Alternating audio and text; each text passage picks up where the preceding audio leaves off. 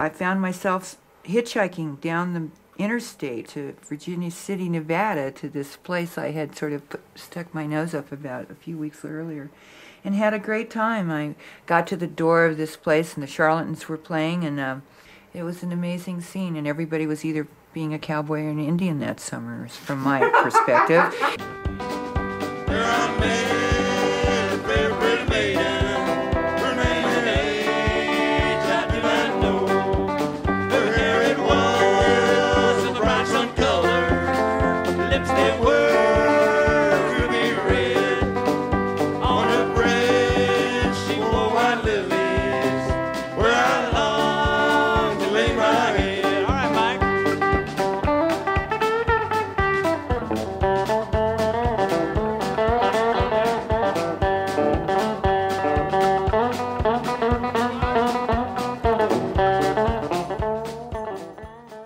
We were the characters that sat around in the saloon down the street waiting for the boss to come and tell us to rustle the little girl's cattle so that she couldn't meet the mortgage payment. You know, it was this, we were all doing all of the amalgamated westerns that we'd grown up with in style, including sitting in front of the place cleaning our guns at dawn.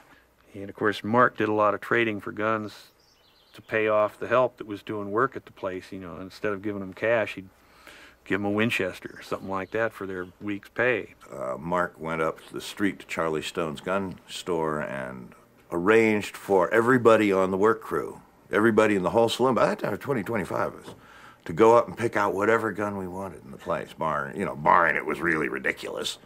And here comes Mark down the street at 10 o'clock in the morning, this sort of pudgy little crazed proto-hippie with 25 or 30 long guns in his arms and pistols sticking out of every pocket. Yeah.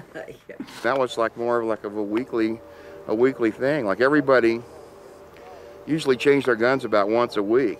You know, Ferguson would be getting arcane engraved French pinfires, and you know, everybody would be trying to figure out what gun is really me, what gun shoots my my personality. You know, the gun story at the Red Dog Saloon was Don Works's opening gunplay.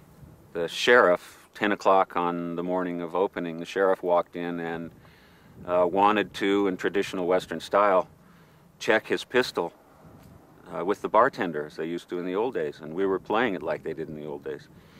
So the sheriff takes his pistol out, slides it across the bar to Don Works and says, check it. Don picks it up, cocks it, goes, wow! Yeah, it works. The shot then went through the second floor, through Lynn Hughes's cat box, spreading kittens all through the second floor. The shot continued up through the third floor, where Steve Henry was combing his hair. There was a bureau and a mirror behind him, and he was combing his hair like this. The shot went right through, split the bureau, dropped the mirror down, and Steve all of a sudden was staring at the blank wall like this with the comb halfway through his hair. I don't know what happened above the building. I guess you'll hear several versions of that story, probably all of which are untrue, except to those people who tell them, and by God, that's my version of that story.